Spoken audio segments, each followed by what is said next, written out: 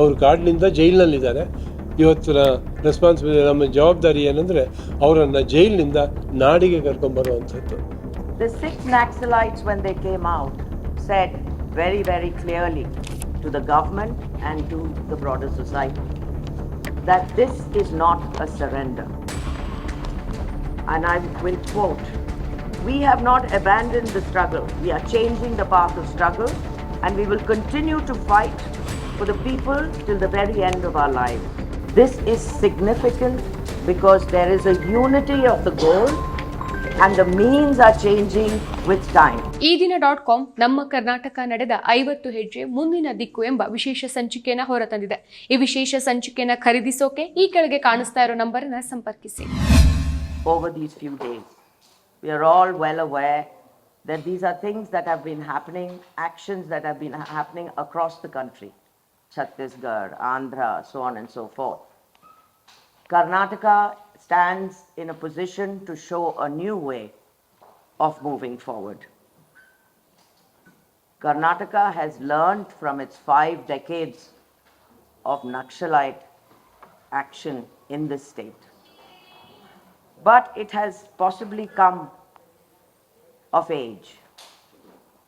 As you all witnessed, the Chief Minister welcomed the 6 Naxalites who came out of their habitat that they have been working in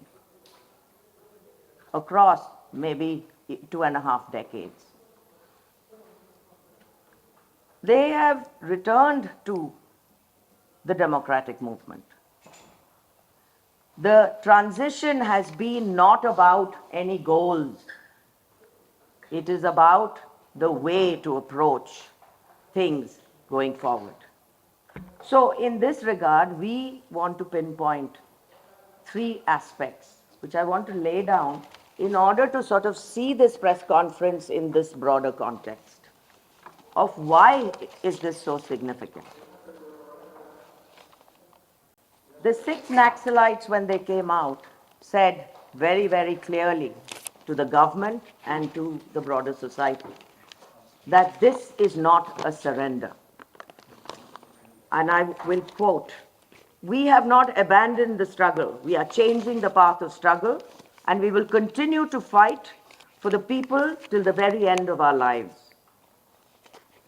This is significant because there is a unity of the goal and the means are changing with time. So, going further, there has also been a statement of saying that we are not coming out with any fear or pressure. We are coming out because we feel that the next stage of our struggle needs to transit into another approach. Government in this situation has provided that opportunity.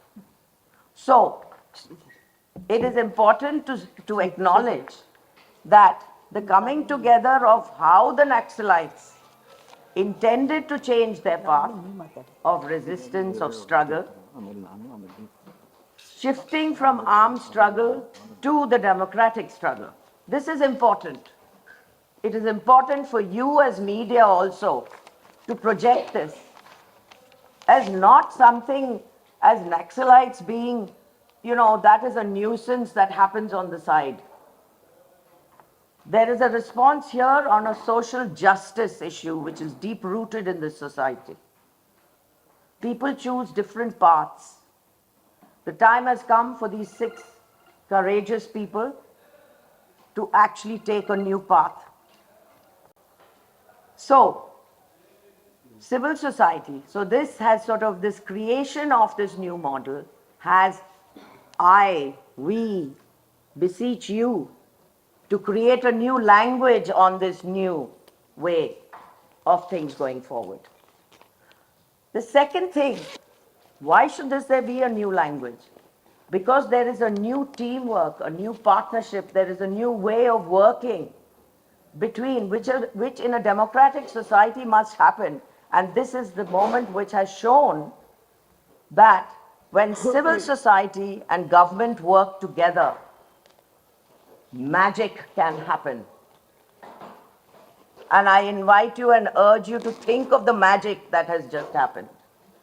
It is truly one of those moments which, if you were to look at it in a chemistry lab, when you add the right ingredients into an experiment, and it is a success. But those ingredients are important. Civil society played a role, and a very significant role, in convincing and working with the Naxals to consider and think beyond what they were already thinking about as to which is the way forward at this moment. The government provided the framework in which this could actually happen. So surely you could see how this teamwork has actually worked. The role here, I would like to urge and underline, is that civil society has played a very significant role in initiating this process, but taking the surety of the government that they will also stand by their own responsibilities. This is partnership. This is teamwork, with the trust, the coordination, and an extremely pinpointed, decisive way of working together. And thirdly, and finally, we must remember we live in a society with deep, deep injustices. You report it every day on a daily basis. There are struggles that continue in this country in various ways. ನಾವು ಶರಣಾಗತಿ ಅನ್ನೋ ಪದವನ್ನು ಬಳಸೋದಿಲ್ಲ. ನೀವಾಗಲೇ ಗಮನಿಸಿರಬಹುದು, ತಾರಾರಾವ್ ಅವರು ಕೂಡ surrender ಅನ್ನೋ ಪದ ಬಳಸಲಿಲ್ಲ. She said they came out into the mainstream. ಸರ್ಕಾರಿ ವಲಯದಲ್ಲಿ ಆ ಪದನೇ ಬಳಕೆಯಲ್ಲಿದೆ. ಒಂದು ಸಮಿತಿ ಇದೆ, ಅದು ಶರಣಾಗತಿ ಮತ್ತು ಪುನರ್ವಸತಿ ಸಮಿತಿ ಅಂತ. ಅದು ಸರ್ಕಾರದ ಭಾಷೆ. ಆದರೆ ನಾಗರಿಕ ಹಕ್ಕುಗಳ ಬಗ್ಗೆ ಯೋಚನೆ ಮಾಡುವಂಥರ ನಾವು ಶರಣಾಗತಿ ಅಂತ ಬಳಸೋದಿಲ್ಲ. ಬದಲಿಗೆ ಮುಖ್ಯವಾಹಿನಿಗೆ ಅಥವಾ ತಮ್ಮ ಮಾರ್ಗವನ್ನು ಬದಲಿಸಿ ಹೊರ ಜಗತ್ತಿಗೆ ಬಂದಂಥವರು. ಇಂಗ್ಲೀಷ್ನಲ್ಲಿ ಬೇಕಾದರೆ ಅದನ್ನು ಸರೆಂಡರ್ ಅನ್ನೋದಕ್ಕಿಂತಲೂ ಕೂಡ ಸರ್ಫೇಸ್ ಅಂತ ಬಳಸೋದೇ ಹೆಚ್ಚು ಸೂಕ್ತ ಅಂತ ನಾನು ಭಾವಿಸ್ತೇನೆ. ಹೀಗೆ ಇದುವರೆಗೂ ಕೂಡ ಭೂಗತರಾಗಿದ್ದು ತಮ್ಮ ಹೋರಾಟವನ್ನು ನಡೆಸ್ತಾ ಇದ್ದಂಥ ಈ 6 ನಕ್ಸಲರು 8ನೇ ತಾರೀಕು ಜನವರಿ 8ನೇ ತಾರೀಕು ಮುಖ್ಯವಾಹಿನಿಗೆ ಬಂದು ಸೇರಿರೋದು ತುಂಬ ಪ್ರಮುಖವಾದಂಥ, ಮುಖ್ಯವಾಗಿ ಕರ್ನಾಟಕದ ನಕ್ಸಲ್ ಹಿಸ್ಟ್ರಿ. ಯಾಕೆಂದರೆ ನಕ್ಸಲ್ ಹಿಸ್ಟ್ರಿ ನಮ್ಮ ದೇಶದಾದ್ಯಂತ ಇದೆ, ಆದರೆ ಒಂದೊಂದು ರಾಜ್ಯದಲ್ಲೂ ಕೂಡ ಒಂದೊಂದು ರೀತಿಯಲ್ಲಿದೆ. ಬೆಂಗಾಲ್ನಲ್ಲಿ ಒಂದು ರೀತಿ ಇತ್ತು, ಆಂಧ್ರದಲ್ಲಿ ಒಂದು ರೀತಿ ಇತ್ತು, ಕರ್ನಾಟಕ, ಕೇರಳ, ಈಗ ಛತ್ತೀಸ್ಗಢದಲ್ಲಿ ಒಂದು ರೀತಿಯಾದಂಥ ಏನು ಚರಿತ್ರೆ ನಡೀತಾ ಇದೆ. ಆದರೆ ಕರ್ನಾಟಕದಲ್ಲಿ ಈ ಚರಿತ್ರೆ ಇದೆಯಲ್ಲ, ನಕ್ಸಲ ಚರಿತ್ರೆ, ಇದು ಬೇರೆದಕ್ಕಿಂತಲೂ ಕೂಡ ಬೇರೆ ಒಂದು ವಿಭಿನ್ನವಾಗಿರುವಂಥದ್ದು. ಅದು ತುಂಬ ಸಹಜನೇ. ಯಾಕೆಂತಂದರೆ ಈ ರಾಷ್ಟ್ರದಲ್ಲಿರುವಂಥ ಒಂದೊಂದು ರಾಜ್ಯಕ್ಕೂ ತನ್ನದೇ ಆದಂಥ ಒಂದು ಐಡೆಂಟಿಟಿ ಇದೆ, ಒಂದು ವಿಭಿನ್ನತೆ ಇದೆ. ಹಾಗಾಗಿ ಆ ಹಿನ್ನೆಲೆ ಏನಿದೆ, ಸಾಮಾಜಿಕ ಆರ್ಥಿಕ ಹಿನ್ನೆಲೆ ಏನಿದೆ, ಆ ಹಿನ್ನೆಲೆಯನ್ನು ಆಧರಿಸಿ ಅಲ್ಲಿ ವಿದ್ಯಮಾನಗಳು ನಡೀತಾ ಇರುತ್ತವೆ. ಆ ಕಾರಣದಿಂದಾಗಿ ಕರ್ನಾಟಕದ ನಕ್ಸಲ್ ಹಿಸ್ಟ್ರಿ ಸ್ವಲ್ಪ ಭಿನ್ನವಾಗಿರುವಂಥದ್ದು. ಇಲ್ಲಿ ಹತ್ತಿರ 3 ದಶಕಗಳ ಕಾಲದಿಂದಲೂ ಕೂಡ ಅದು ನಡೀತಾ ಇರುವಂಥದ್ದು. ಈ ಹಿಸ್ಟ್ರಿ ಒಳಗೆ, ಈ ಚರಿತ್ರೆಯ ಉದ್ದಕ್ಕೂ ನಾವು ಹಲವಾರು ಹೆಸರುಗಳನ್ನು ಕೇಳ್ತೀವಿ.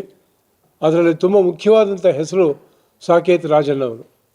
ಎಲ್ಲರೂ ಕೂಡ ಸಾಕೇತ್ ರಾಜನ್ ಅವರ ಹೆಸರನ್ನು ಕೇಳೇ ಇರ್ತೀರ. ಅವರನ್ನು ಇವತ್ತಿಗೂ ಕೂಡ ನಾವು ಮುಖ್ಯವಾಗಿ ನೆನಪಿನಲ್ಲಿ ಇಟ್ಕೊಳ್ಳೋದು ಅಂತಂತಂದರೆ ಒಂದು ಸೆಮಿನಲ್ ವರ್ಕ್ ಅಂತ ಏನು ಕರಿತೀವಿ, ಅದು ಮೇಕಿಂಗ್ ಹಿಸ್ಟ್ರಿ ಅಂತ. ಅದನ್ನು ಅವರು 2 ಸಂಪುಟಗಳಲ್ಲಿ ಬರೆದಿರುವಂಥದ್ದು.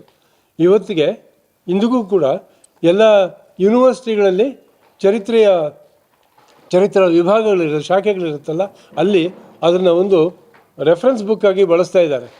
ಅಷ್ಟು ಪ್ರಕಾಂಡ ಪಂಡಿತರಾಗಿದ್ದಂಥವರು, ಚೆನ್ನಾಗಿ ಓದ್ಕೊಂಡಿದ್ದವರು. ಅವರು ಕರ್ನಾಟಕದಲ್ಲೇ ಮೆಣಸನಹಳ್ಳಿ ಅನ್ನೋ ಜಾಗದಲ್ಲಿ ಎನ್ಕೌಂಟರ್ಗೆ ಗುರಿಯಾದರು. ಆದರೆ ಅದು ಮೊದಲನೇ ಕಿಲ್ಲಿಂಗ್ ಅಲ್ಲ. ಇಲ್ಲಿ ಅದಕ್ಕೂ ಹಿಂದೆ ಸಹ ಕೆಲವು ಎನ್ಕೌಂಟರ್ ಹತ್ಯೆಗಳು ನಡೆದಿದ್ವು. ಆದರೆ ಸಾಕೇತ್ ರಾಜನ್ 2005ರಲ್ಲಿ ಈ ಎನ್ಕೌಂಟರ್ನಲ್ಲಿ ಹತ್ಯೆ ಆದಾಗ ತುಂಬ ಸಂಚಲನವನ್ನೇ ಅದನ್ನು ಆ ಒಂದು ಘಟನೆ ಉಂಟು ಮಾಡಿತ್ತು. ಆಗಲಿಂದಲೂ ಕೂಡ ಕರ್ನಾಟಕದ ಸಮಾಜ, ನಾಗರಿಕ ಸಮಾಜ ಈ ರೀತಿಯಲ್ಲಿ ನಡೆಯಬಾರದು ಅನ್ನೋ ಒಂದು ಚಿಂತನೆಯಲ್ಲಿ ಮುಳುಗಿತ್ತು. ಮತ್ತು ಇದು ಕೇವಲ ಯಾವುದೋ ಒಂದು ವಿಭಾಗದ ಜನ ಸುಮ್ಮನೆ ಸರ್ಕಾರದ ಮೇಲೆ ಅಥವಾ ಸಮಾಜದ ಮೇಲೆ ಬೀಳ್ತಾರೆ ಅಂತ ಏನು ಅಲ್ಲ. ಅವರು ಆ ರೀತಿಯಾದಂಥ ಘಟನೆಗಳು ನಡೆಯೋದಕ್ಕೆ ಹಿನ್ನೆಲೆಯನ್ನು ನಾವು ನೋಡಬೇಕಾಗುತ್ತೆ. ಅದನ್ನು ನಾನು ನಿಮಗೆ ಇವತ್ತು ವಿವರಿಸಬೇಕಾದ್ದು ಇಲ್ಲ, ಗೊತ್ತಿರುವಂಥದ್ದೇ. ಅದಕ್ಕೋಸ್ಕರ ಆಗ ಶಾಂತಿಗಾಗಿ ನಾಗರಿಕ ವೇದಿಕೆ ಅನ್ನೋ ಒಂದು ಸಂಘಟನೆ, ಒಂದು ವೇದಿಕೆ ಅಲ್ಲಿ ಶುರುವಾಯಿತು. ಅದರ ಮೂಲಕ ಸಮಾಜಕ್ಕೂ ಕೂಡ ಒಂದು ರೀತಿಯಾದಂಥ ಸಂದೇಶವನ್ನು ಕೊಡೋದಕ್ಕೆ ಪ್ರಯತ್ನಗಳು ನಡೆದವು. ಇಂಥ ಘಟನೆಗಳು ನಡಿಬಾರ್ದು ಅಂತಂದರೆ ಸಮಾಜದಲ್ಲಿ ಎಲ್ಲರಿಗೂ ಬೇಕಾದಂಥ ಸವಲತ್ತುಗಳು ಸಿಗಬೇಕು. ಸಾಮಾಜಿಕ ನ್ಯಾಯ ಅಂತ ಏನು ಕರಿತೀವಿ, ಎಲ್ಲ ರೀತಿಯಾದಂಥ ನ್ಯಾಯ ಅದು ಎಲ್ಲರಿಗೂ ಕೂಡ ಸಿಗಬೇಕು ಅಂತ. ಆದರೆ ಸರ್ಕಾರಗಳು ಹೆಚ್ಚಾಗಿ ಅದರ ಕಡೆ ಗಮನ ಕೊಡಲಿಲ್ಲ. ನಂತರ BJP ಸರ್ಕಾರ, ಆವಾಗಿದ್ದಿದ್ದು ಧರ್ಮಸಿಂಗ್ ಸರ್ಕಾರ, ಕಾಂಗ್ರೆಸ್ ಸರ್ಕಾರ. ನಂತರ ಬಂದಿದ್ದು BJP ಸರ್ಕಾರ, ಆವಾಗೇನೂ ಆಗಲೇ ಇಲ್ಲ. ಮತ್ತು 2013ರಲ್ಲಿ ಕಾಂಗ್ರೆಸ್ ಸರ್ಕಾರ ಅಧಿಕಾರಕ್ಕೆ ಬಂತು. ಆಗ ಮುಖ್ಯವಾಗಿ ನಾವು ನೆನಪಿನಲ್ಲಿ ಇಟ್ಕೊಳ್ಬೇಕಾದಂಥದ್ದು 3 ಹೆಸರುಗಳು: ದೊರೆಸ್ವಾಮಿಗಳು, AK ಸುಬ್ಬಯ್ಯ ಮತ್ತು ಗೌರಿ ಲಂಕೇಶ್. ದುರದೃಷ್ಟವಶಾತ್ತು ಆ 3 ಜನರು ನಮ್ಮ ಜೊತೆಯಲ್ಲಿ ಇವತ್ತು ಇಲ್ಲ. ಆ 3 ಜನರ ನಾಯಕತ್ವದಲ್ಲಿ ಈ ಶಾಂತಿಗಾಗಿ ನಾಗರಿಕ ವೇದಿಕೆ ಮುಂದುವರಿಯಿತು.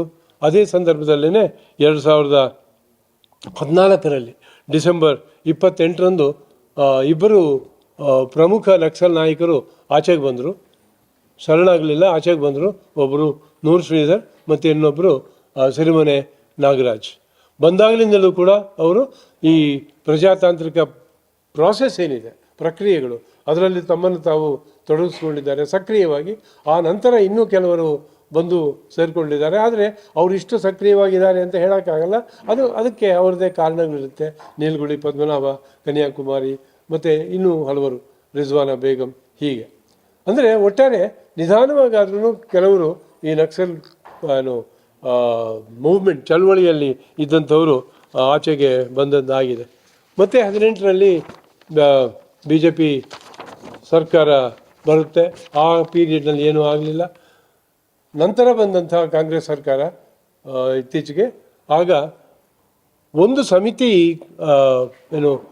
ಅಸ್ತಿತ್ವಕ್ಕೆ ಬರ್ತದೆ. ಅದೇನಂತಂದರೆ ನಕ್ಸಲರ ಶರಣಾಗತಿ ಮತ್ತು ಪುನರ್ವಸತಿ ಸಮಿತಿ ಅಂತ. ಆ ಸಮಿತಿಯಲ್ಲಿ ನಾಗರಿಕ ಸಮಾಜದ 3 ಜನ ಇರ್ತಾರೆ. ಈಗಲೂ ಅವರು ಕಂಟಿನ್ಯೂ ಆಗ್ತಿದ್ದಾರೆ. ಮತ್ತು ನಮ್ಮ ಜೊತೆಯಲ್ಲೂ ಕೂಡ ಅವರು ಕೆಲಸ ಮಾಡಿದ್ದಾರೆ. ಬಂಜಗರ ಜಯಪ್ರಕಾಶ್, ಪಾರ್ವತೀಶ್ ಬಿಳಿದಾಳೆ ಮತ್ತು ಶಿವಮೊಗ್ಗದ ವಕೀಲರಾದಂಥ ಶ್ರೀಪಾಲ್. ಅವರ ಜೊತೆಯಲ್ಲಿ ಇನ್ನೂ ಕೆಲವರು ಸರ್ಕಾರಿ ಅಧಿಕಾರಿಗಳು ಕೂಡ ಇದ್ದಾರೆ. ಪುನರ್ವಸತಿ ಸಂಸ್ಥೆಯವರು ಅವ್ರ ಕೆಲಸ ಏನು ಅಂತಂದರೆ, ಯಾರ್ಯಾರು ಆಚೆಗೆ ಬಂದಿದ್ದಾರೆ ಶರಣಾಗತಿ ಮಾಡಿಸೋದು, ಸೋಕಾಲ್ಡ್. ನಾನು ಬಳಸ್ತಾ ಇರೋ ಮಾತಲ್ಲ ಇದು, ಅವರ ರೆಸ್ಪಾನ್ಸಿಬಿಲಿಟಿ ಅದು. ಅವ್ರನ್ನ ಆಚೆಗೆ ತರೋದು ಮತ್ತು ಅವ್ರಿಗೆ ಸರಿಯಾದಂಥ ಪುನರ್ವಸತಿ ಪ್ಯಾಕೇಜ್ ಅಂತ ಏನು ಕರೀತಾರೆ ಅದನ್ನು ಇಂಪ್ಲಿಮೆಂಟ್ ಮಾಡೋದು.